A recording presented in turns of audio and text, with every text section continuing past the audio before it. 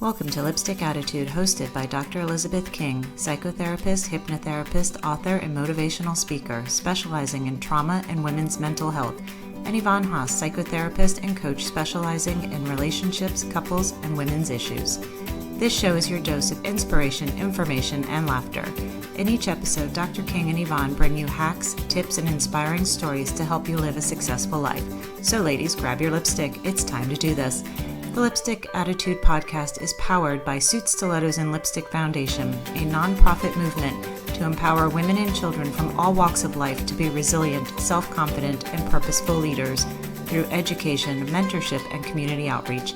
To learn more, visit sslwomen.org. Please note that this show is intended to empower and educate. It is not meant to be utilized as a substitute for individual therapy.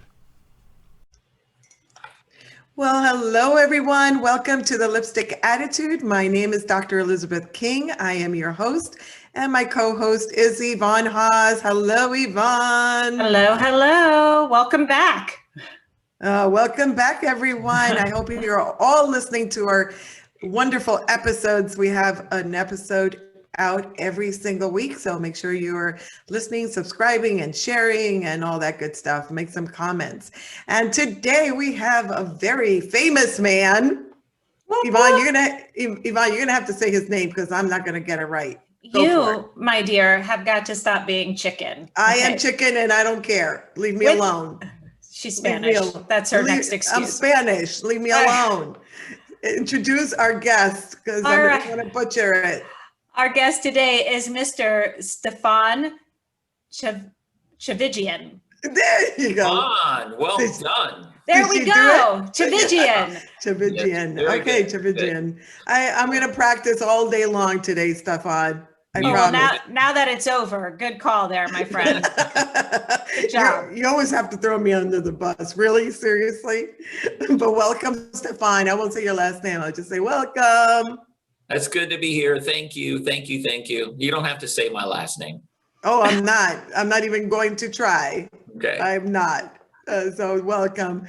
We have an amazing show, and Stephan is one of my most favorite people. You don't know that, but you are one of my most favorite people because you speak so well about everything you speak about. I just love hearing you, and you're funny as heck. That's really the main thing there. And today's episode is called Generosity Matters, and you'll hear why he's one of my favorite people in a minute.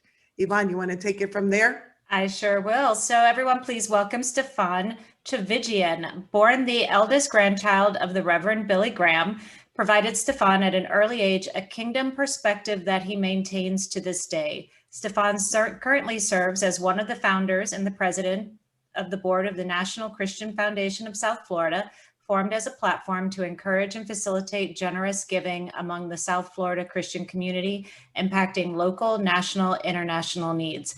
He, by the way, was also a panelist for Men in the Hot Seat, Stilettos and Lipstick Foundation's most recent fundraiser. Super excited. So if you missed that, you missed some real answers there from these gentlemen, but we might actually get Stephan to answer a few more for us today. The first one being, what in the world would have you say yes to being in that hot seat? And be careful how you answer that, by the way. Not knowing that Dr. King thought I was and I didn't know that I'm one of her favorite people. So that's very humble for me to hear that. But it's because she asked me. So and at first I said no. I said, why in the world would I do that? In my head, I have a busy life like so many of us. And then she kept asking me and kept asking me. And then I thought, okay, let me look at this again. And I said, okay, fine. What harm can there be? And there was so much harm. It wasn't even that hot. It was maybe a little bit warm, but it wasn't even hot. So I would not discourage anybody else from doing it. Well, it's very funny you say that, and thank you for not throwing me under the bus. I thought you were going to say she begged and tortured me to saying yes. No. You said ask. Thank you. No. Even my office had said, he's not going to say yes to that. And then I told him, I said yes to that. They go, you said yes to that? I go, yeah. I said, why not? So it was a delightful, I didn't get to do the whiskey tasting piece, but it seemed like everybody enjoyed that part as well. Well, So you didn't want to. I am going to drop off your kid. You didn't want to join us on the whiskey tasting, but I got a reputation to keep. I didn't. You'll do it behind closed doors. Is that what it is? They go, look at that guy. Look at him. He's slurring his words while he's trying to answer these hot questions. I thought well, we thought it would help loosen lips a little bit from the audience. They're already pretty loose already, so that was truth. I know. Truth. I don't need whiskey for that either. I actually don't need anything for that to get myself in trouble. Thank you. I'm good at it myself. Thank you. Exactly. But I'm glad you said you would do it again, because I was going to ask you if you would do it again. Because it's good for the guys out there to see, oh yeah, no, look, he survived. Not only did he survive, but he's willing to put himself out there again.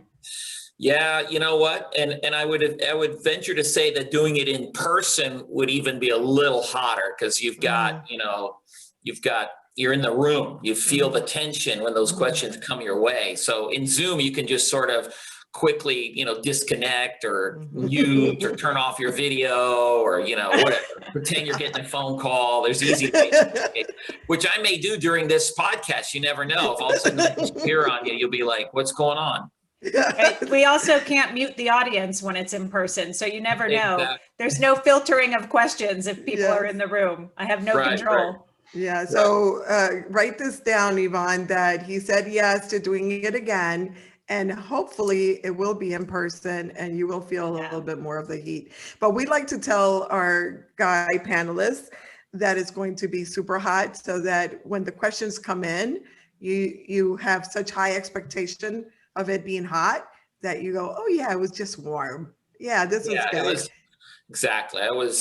You guys did good. You did well. So okay, I think you filtered those questions. I can only imagine what some of the other ones were. So maybe today we'll ask some of those. Oh, yes. I'm not even sure why people want to know some of those questions. What are you going to do with that information? No, who knows? Yeah. Who knows? It's a lot of fun. Oh my gosh. So here's my question, and I've been dying to ask you this even through the times that I've met you. From the beginning that I met you, you were our lead facilitator at LifeWork, which hopefully you'll share a little bit about. But as Yvonne shared, you are the grandson of the Reverend Billy Graham, who is probably one of the most known person and most influential men in modern day time. I want to know, what was it like being the grandson of such a celebrity, of this incredible human being? Yeah, it's funny. And I'll answer that question in a couple ways, but one of the experiences is, well, first of all, I always have a disclaimer, because whoever's in the room, half people, if you're under 40, you go, who in the heck's Billy Graham? If you're over 40, then you might go, oh yeah, he was some religious guy. If you come from a religious background, you might go, oh yeah, I remember seeing him preach, because if you don't know who he is, he was a famous world preacher. And he sort of took preaching from the little chapels and churches and parishes, and he was the guy that did the big tent revivals and the big stadium events, and he became world famous. I mean, was Time Magazine's Man of the Year a few times, that kind of thing. So I always have to have a disclaimer for people who, because I've been in rooms where I'm introduced that way, and I can tell by looking at everybody, they're like, okay, who in the heck's this Billy Graham guy? And they might Google, and there was a pro wrestler by the name of Billy Graham as well. So they might think pro wrestler, preacher, in some cases, maybe the same, who knows?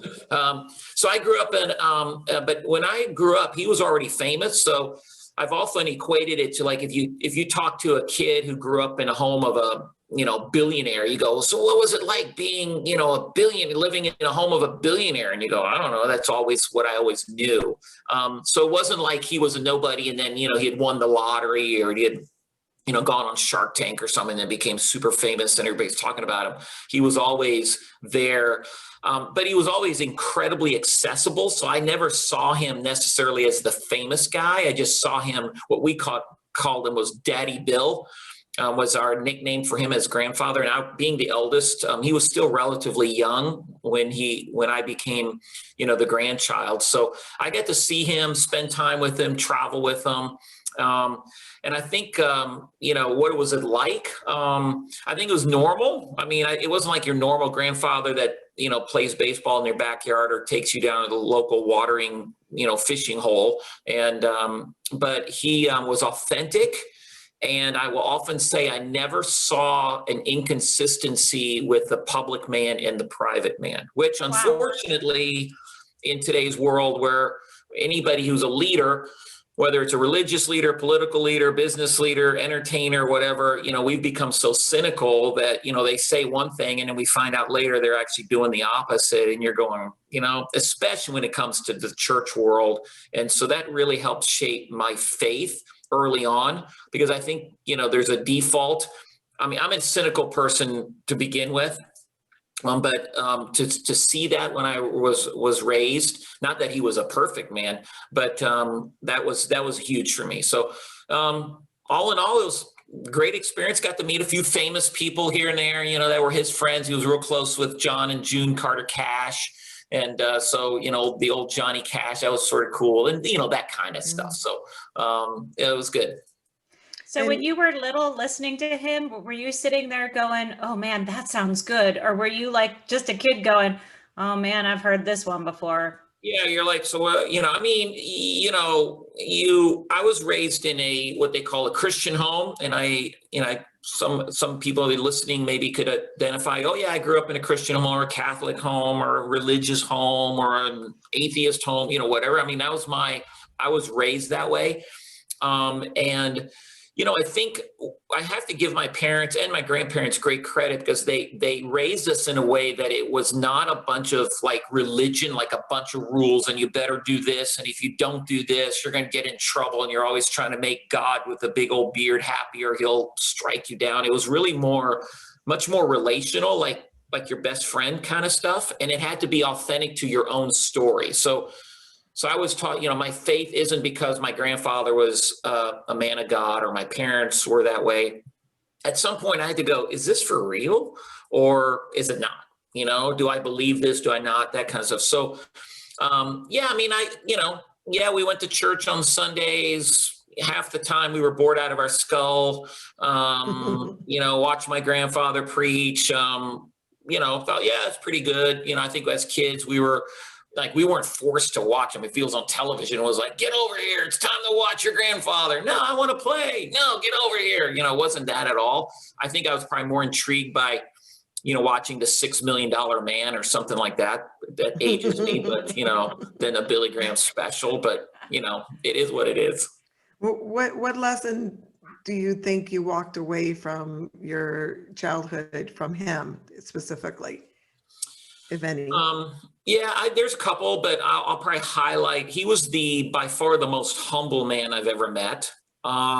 If he was sitting with you right now, if he was on this podcast, I mean, he would genuinely be asking you more questions than you're asking me. I mean, if you ever met him in person, he wasn't like one of those people that had this entourage around him and, and aren't you lucky to meet me because I'm so famous kind of guy. I mean, he would genuinely look at you both and say, well, tell me about your family and tell me about your life and tell me about your work and all that kind of stuff. So, and, it's one thing to talk about it. It's another thing to be genuinely that way. And especially when you're really famous. I mean, he could theoretically pick up the phone and he was close with many of the presidents in our country, many, influential global leaders, and for him to remain genuinely humble, not only is a testimony to his upbringing, it's a testimony to, I think, his authentic faith, because he recognized I'm not God, God is God, and I'm here to serve God. He really, really believed that. I mean, this was not a career path for him. It wasn't his little shtick, it was genuinely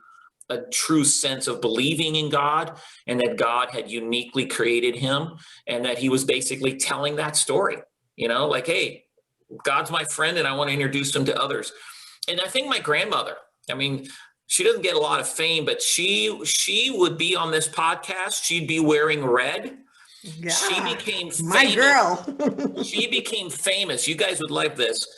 She became famous when my grandfather was famous, and they went over to England for the first time. Over there, the religious people, like the Christian people, the women would wear no makeup, no lipstick, dress really like prim and proper. And, the sort of that was just the way they did it then. And my grandmother came over there, and she made a point of putting red lipstick on her lips everywhere she went. And that just started like a revival. I mean, like all the women started putting red lipstick, running to the shelves, and it became this thing like, oh my gosh, this religious lady, the wife of Billy Graham, is able to wear lipstick. I guess we're able to wear lipstick. So she would fit right in with you guys. You would like, she would be like part of this thing you guys have doing here. Oh, you don't know that. That's fantastic. Oh my God, I'm in love with her. I'm in love with her right now. Oh my goodness. She had a twinkle in her eye. No, she died. My grandfather died. Dad died. They're all dead. But I guess so we all die at some point, right?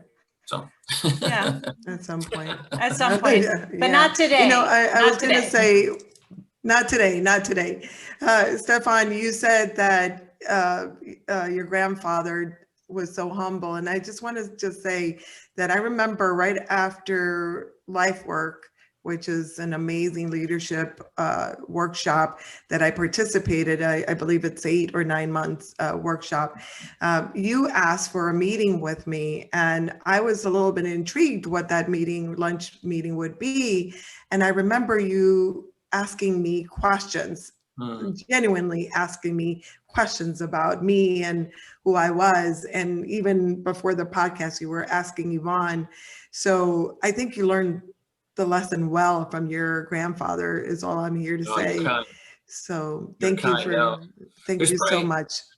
No, the older you get, I'm 56, you learn to say, try to ask more questions and talk less. And every day I go to bed thinking, oh my gosh, I talked too much. I said the wrong things, I mean, those are my last few thoughts as I drift off into the night. Dear God, please forgive me for the stupidity that came out of my mouth. The Bible has this interesting phrase, this verse that says, be quick to listen, slow to speak, and slow to anger. And you think about just the wisdom, whether you believe in the Bible or not, just that be quick to listen, slow to speak.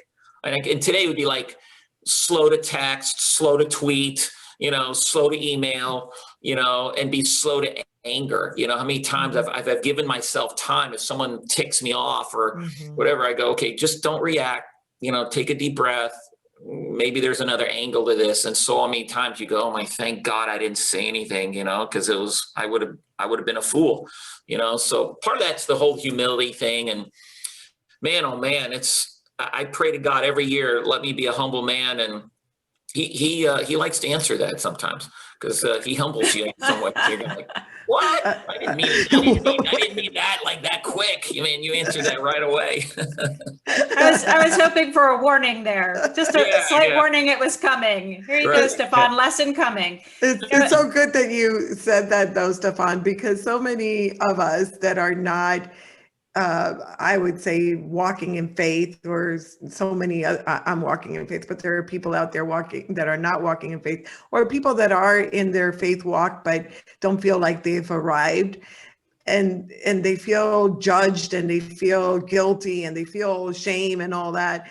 And when you shared that just now, and when you say the grandson of Billy Graham is also questioning whether he's on the right path or saying the right things, it really humbles all of us to say, hey, it's okay. He's human, I'm human. Yeah, I feel much better about myself right now. Thank you much for that. Much better. I think that gives us all permission. If you can be asking those questions, we certainly can too. I think there's a trap that we fall into that thinks we have to perform for God.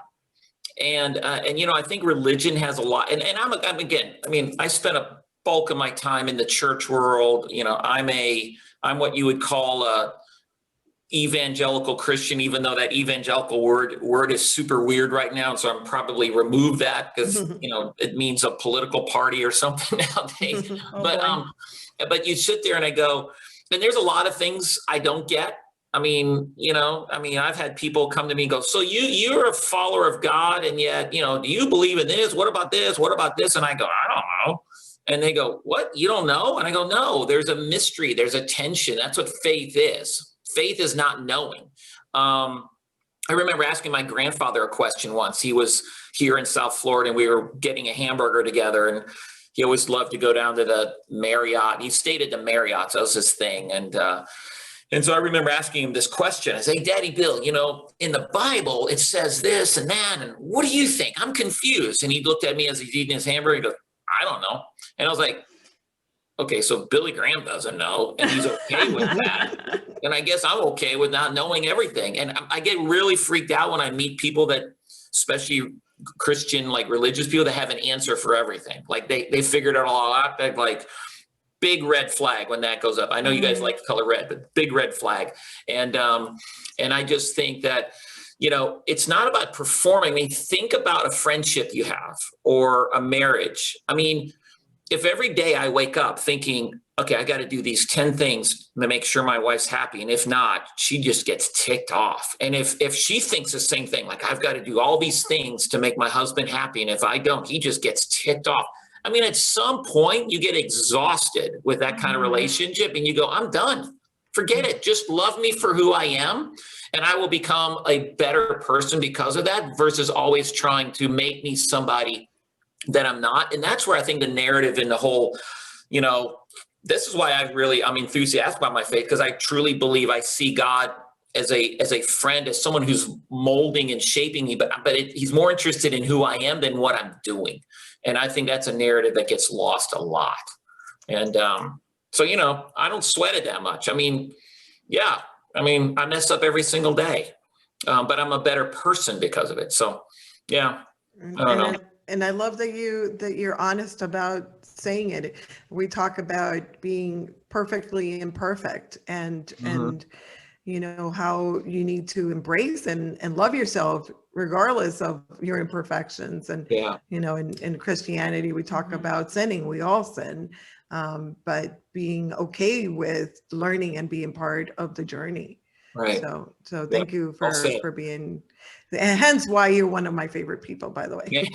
I have a question for you too, just from the human perspective with everybody who's listening. Have you questioned your faith ever? Oh, every day.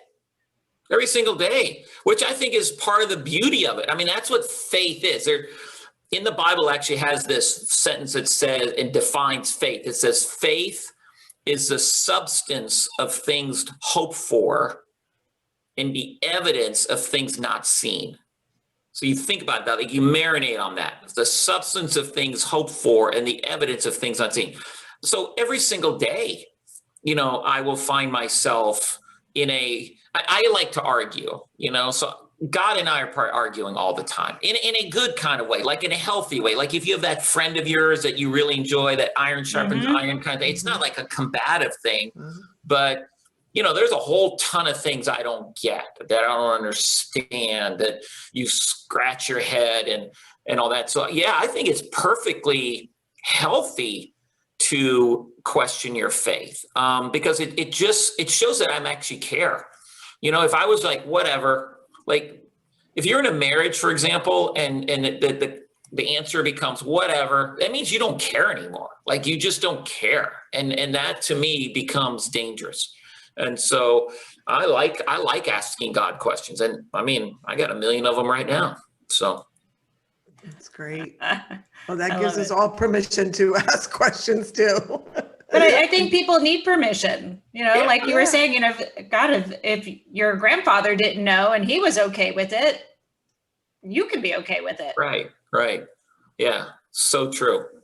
That's what faith is. It's a mystery. There's a tension. If you ever look at a nice piece of art, and I've got a few pieces behind me that they all have meaning. Some of them are things that my kids drew or whatever. But what I love about nice art is that you never figure it out. like every time you look at it again, you may see something different, and it makes you keep coming back. Or think about your favorite movie, and every time you watch it, you might see something different, like there's a mystery to it. To me, that's what makes the faith compelling. If it was so black and white, it was so paint by numbers, that you just look at, oh yeah, that's what it is. You got to figure it out, So some of the most intriguing people I have in my own life that are friends and related to me are the most complex people. Like, they're a mystery. Like, every time you talk to them, they're like, you're learning something new about them, or something fresh, they challenge you, I love all that. That's awesome. So the topic of today is Generosity Matters. And you're the president or co-founder of the National Christian Foundation, and your work has obviously been evolving and revolving around generosity. So why does generosity matter to you? Yeah, I think generosity is a word that I think has been hijacked. Whenever we think of the word generosity, we immediately think of money, and we immediately think of people that are either examples of being uber generous because they're rich and they can write really big checks and name things after themselves, or we might think of people that are not generous. Or we may think of times in our own lives when we were generous, and typically it goes back to a transaction. Is that what we sort of default to?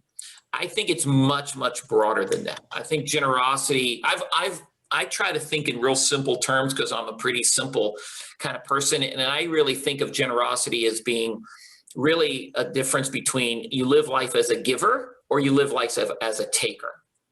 So if I'm a taker, it's because my perspective is around being limited. So in other words, I think of my life like I might have a well, and there's just so much water in that well, and I've got to preserve myself. And the more I give you water, the less there is of me. And I might do that when the well is full, but when the well starts getting a little empty, I begin to hoard that. And now I become a taker and not a giver because I'm trying to survive. But imagine for me that it's not a well that's limited like a cistern. Imagine that you're tied into an underwater river. And now you just go about life going, how can I deposit into someone's life? In some cases, that's money. I mean, there's things that we're all aware of. You all just did a fundraiser recently, and we think of our charities or our churches or our parishes and things like that, that literally are sustained by the generosity of others. So yes, there's money involved in that. But think about time. Think about your reputation. Think about, coming alongside a friend. I think of single moms my daughter has a nonprofit that works with single moms that are mostly impacted by poverty. And I'm thinking, man, those are some of the most generous people. I mean, they're working 2 jobs. They're caring for their kids. Mm-hmm. I mean, no, they're not. Their name's not going to be on some big building, and they're not going to some big chicken dinner. But the reality is they live as a giver, not a taker. And then we all know people that are takers. It's that person that calls you, and every time they call you, it's never to check in on you. It's because they want something. Mm-hmm. They need something. You're like, oh my gosh, I don't have the energy. And I'm like, Lord, I don't want to be that person. I want to be a giver and not a taker. So again, that can manifest itself in myriad of ways.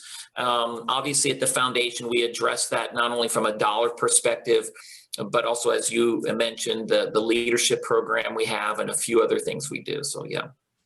That's awesome.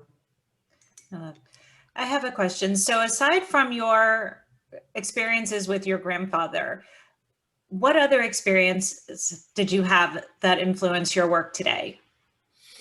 Well, I think family's always at least in my case. And I really consider that a blessing. I know plenty of people that go, I didn't grow up in a healthy family, or I grew up in a broken family, or my dad or my mother were not a good example in my life, and I didn't have that. I get that. I happened to grow up in a family that modeled a good work ethic, as we mentioned earlier, a faith, sort of a foundation based on faith and all those kinds of things. And then I had the privilege of also living in other cultures. And so I lived part of my life in Europe, as well as a little bit in the Middle East. And as a young kid, I think that really helped shape you know, and we're seeing it. I mean, one of the reasons I love living in the South Florida community, and obviously we're seeing that happen across the United States, is I love the diversity of cultures and the diversity of ideas. And it doesn't mean that I understand it all or I get it all, or maybe I even want to adopt it all. But, you know, there's a mutual respect that says, well, that's the way you think about that, or you've grown up in a certain way. So that really helped shape early on. I just thoroughly love diversity in cultures, and going back to the questions, you know, get to sit with somebody, you know, for example, if we're talking about a hot seat, you know, in the Christian space, the whole gay, LGBTQ, that whole topic, you know, I would have to say for the most part, the Christian community has just treated the gay community terribly. And I'm a heterosexual man. I don't fully get it. But at the same time, I have friends that are, and to be able to sit there and have this understanding, a dialogue of you know, in a civil way where you're learning each other and you're learning about each other and all those kind of, doesn't mean I have to become you or you have to become me in order to have a friendship. I'm totally anti this cancel culture that we're experiencing right now, because I think we're missing out of learning. If I cancel everybody I disagree with, then it's going to be pretty boring. It's just going to be me looking at myself in the mirror, you know, and that gets old after a while. That's pretty profound what you just said here. And a whole bunch of ideas came to my head, including that we need to have you back on this show and definitely on the hot seat, because, you know, one of the things that really intrigues me about you and that attracts me to the way you speak is your honesty and your rawness and your ability, you know, as a Christian leader, to be able to say what you just said right here on the air, you know, it gives you like a sigh of relief almost. I don't know, Yvonne, if you're getting where I'm coming from, but it's almost like, you know, we could talk in dialogue about anything and everything without feeling like, oh my gosh, this Christian man is judging me, or, you know, right. I just love that. And I think that if more Christian leaders or any leaders would speak honest and raw and without pretense is the way you do, I think more people would come along for the ride and would be willing to, you know, hear you out and even come along for the journey, because I think that a lot of people shy away from religion, and this is a totally off topic comment that I'm going to make, but a lot of people turn off from religion because they feel like they are not even worthy to be sitting there. And when they hear from someone like yourself that we are all in this together, it really gives you an opportunity to pause and breathe. So I thank you so much for that. Yeah. Truly. I think we need more of that, period, end of story. You know, I mean, especially right now, like when you were saying earlier, Stephan, about be slow to anger. I just want to turn to some people and say, slow your ride. Like, come on, everybody. Like, you can have a different opinion. We don't have to hate each other. Right. You know, but you know, and you don't need to be a leader to make that your mission, to be able to listen to other people. But you're right, we are very much a cancel society, and a lot of people are, I mean, I see it all the time. I'm unfriending this person for their view, or that person. Thinking that, just unfriend. Yeah, they live their life unfriending, quote unquote, like they're on Facebook. You know, it's you know, we need to grow up a little bit. What happens is you miss out on the opportunity to learn and listen from the experience. You know, one of the things I say to God pretty much every morning, and for me, the prayer thing is an ongoing, it's conversation like we're having. It's not like, oh, dear God, and it's, you know, that kind of thing. Even though, I mean, there are times I close my eyes and all that, but it's just a conversation. I always say, Lord, I make me suspicious of myself. You know, like as I go throughout my day, you know, our default is usually, you know, well, my opinion's right. You know, I mean, yours is wrong, mine's right. And now I'm going to spend my time convincing you why mine's right and yours is wrong. I mean, we sort of walk into conversations, we walk into meetings, we walk into things like that. Like if you create a suspicion around yourself, like maybe I'm not right. Maybe my perspective on this is not correct. Maybe I misread that email. Maybe I misheard that message. Maybe I misinterpreted. Maybe I don't understand the context of where it's coming from. All of those things can begin to shape my response to that. And this goes back to that listening and learning.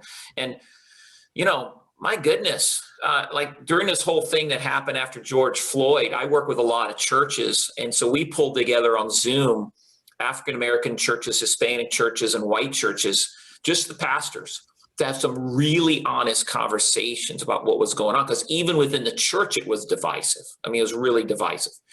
And so we had some really honest conversations, and, some of the African-American pastors going, guys, this is my experience. This is what I go through every day. This is what my kids have gone through. And then having white pastors go, what are you talking about? I mean, I'm not racist. Well, but you're going, yeah, but you're living in this. And I mean, that kind of dialogue back and forth in very honest, and even some guys going, you're probably not going to want to be my friend after I say this, but I've got to say it. And they say it. Not only did they not lose a friend, it reinforced the friendship, because all of a sudden people had this dialogue of saying, I need to learn. I didn't grow up as an African male in the world. I don't get that space. But for me to sit with somebody that I trust and go, okay, help me understand, that's why I think the diversity, again, I don't have to become that person. I don't have to change my opinions, but I'm much more sensitive to it. I mean, think about parenting. I mean, that's what parenting is. I mean, marriage. I mean, it's all that stuff. It's just. No, in marriage, I'm always right. Yeah. Well, here it is. Too. On my arm is tattooed "Surrender Early." Did you get that on your wedding day? No. I learned after 30 some years of marriage. Like, surrender. The first 5 years, I was trying to make my wife like me, because that was obviously, why wouldn't you want to be like me? And she's trying to make me like her. So then after about 5 years, you're going, that's not going to work too well. So, I love that. Appreciate the differences. So, when you come back to the men in the hot seat, if we could just start off with that comment, that would save a lot of heartache for a lot of men and a lot of women. So just start off with that premise. Yeah, I could tell you about speed. I could tell you about speed fighting. So my wife and I, we will argue, but we do it like speed fighting, and that'll save hours of hell in a So what marriage. is that?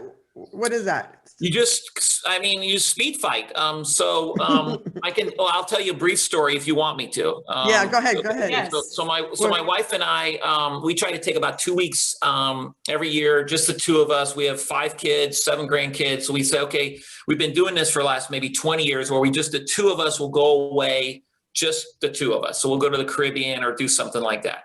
And so I remember one year we were down in the Caribbean, we were walking here. I mean, this is perfect paradise. Here we are walking down the beach. And I forget exactly what happened, but I said something that just upset her. And she goes, fine. You know what? If you're going to be like that, I'm going back to my chair. I go, fine, go to your chair. I'm going to go down the beach and sit on my favorite rock. Okay, whatever. So she turns around, she goes, sits on her chair. I go sit on my rock. I stare out at the ocean. The first half an hour, I'm thinking, sitting there, I'm talking to God. God, she's such a jerk. You got to fix her. That's the first half an hour. The second half hour is, okay, God, she's a jerk. I'm a little bit of a jerk. I get it. It's 50-50. By the third half hour, it's, okay, God, I'm the jerk. She's not the jerk. So the hour and a half has gone by. You walk back to the beach, back to the chair. There's still a little ego. You don't want to be the first one to talk. Whoever talks first is the loser in this argument. So you sit there quietly with this tension in the air, waiting for that one person to say something, because I'm ready to say I'm sorry, but I don't want to really come out and say that. So finally, she says something, I say something, we fix it. Oh, I'm so sorry. Yeah. What happened? I don't know. Half of our vacation, half a day in a vacation, 5 hours wasted on a stupid comment. So it's like 2 years later, we're going down the same beach, walking down the same, probably having the same conversation. I don't know what it is. And she goes, fine, I'll go sit on my chair. I go, fine, I go sit on my rock. Then you push fast forward, you go real quick, you see what's going to happen. 90 seconds go by. Hey, hon, I'm so sorry. Yeah, okay, no problem. She turns out we keep walking. So we got it out of our system and just did it in 90 seconds instead of 5 hours. I love it. I love it. Yvonne and I were both psychotherapists. We're going to teach that. That's going to be part of our repertoire. Like, just get it out. Get it do out, it but do it fast. Like, don't dwell on it. Just get it out. I love it. I was love going it. to ask you. I was going to ask you before we get off the air if you could share one good tip for everyone. I think you just That'd be it. That would be it. Yeah. Quick Speed fight. fighting, surrender early, all that stuff. Slow your ride, baby. Slow your ride. Slow it down, be quick to listen, slow to speak, slow to anger. Take each one of them. I So love it. I am going to ask you about one tip that you can give our listeners or audience about generosity, because I think generosity is what keeps people afloat when it is tough times. That's my personal belief. I believe that when you're down in the dumps, when you're in the darkest of times, if you start thinking less about you and more about others, I think that you will get out of that darkness a lot quicker. But what would you say to our audience as far as generosity? yeah, I think you said it very well. I mean, what it does, I see it as an antidote to the tendency that I have to be incredibly selfish. And my selfishness is sometimes warranted. In other words, if I'm going through a tough time, if I'm going through a tough marriage, if I've lost a job, if I've lost a loved one, maybe I'm dealing with some heavy health issues, anxiety issues, whatever. I mean, I know there's a saying that says never trust a person doesn't, like it hasn't gone through a tough time, someone who's gone through a difficult time in your life, because I think you meet people. And so I sit there and I think there's a tendency to obviously look at those things, and you look at, and as you consider the burdens that you're carrying in your life, which are many of them are legitimate. I mean, some of them are fabricated. I mean, we tend to do that to ourselves sometimes. But man, oh man, I know so many people that are carrying such heavy burdens, and they would have the right to be selfish and go, guys, I can't even think about anybody else right now because of what's going through my life. However, it could be a toxic situation. If you're dealing with depression and you're just hanging around by yourself all the time because you're depressed, that in itself can only make you, doesn't always have to be, make you more depressed, those kind of things.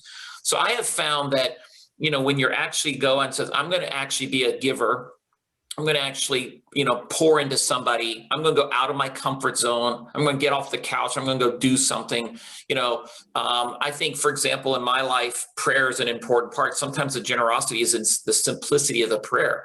So sometimes I can be in a tough situation with a relationship, and that person has really upset me or disappointed me or betrayed me. And you have every right to have all kinds of evil and vile thoughts about that person. But then you said, okay, God, let me see that person the way you see that person. I'm actually going to pray for that person. I'm actually going to be a giver in that person's life rather than a taker. And it's amazing how often that becomes an antidote. If you're struggling with your finances, but then all of a sudden, it's that $10 or $20 gift card basket thing you give away at Thanksgiving, and then you see the look in someone's eyes where that $20 literally makes a difference of whether they can eat or not. It seems to sort of put my stuff, again, all legitimate, puts my stuff in perspective. So I'm not discounting that we may have difficulty in our life, just saying I need an antidote. I need to take an Advil, and I think generosity often becomes that little bit, I feel a little better right now. And I'm a big proponent of that in my life, our family's life, and just those people that we get to work with. It's interesting that you put it in those terms, because Yvonne and I created Stilettos and Lipstick Foundation because we wanted to give women and men an opportunity to give back, because in our work as psychotherapists, that's one of the, I would say, number one thing that people are missing is that heart and that spirit of giving, partially because I think they don't even know where or how to give. And so you just talked about even praying for someone is as simple as that. That's generous.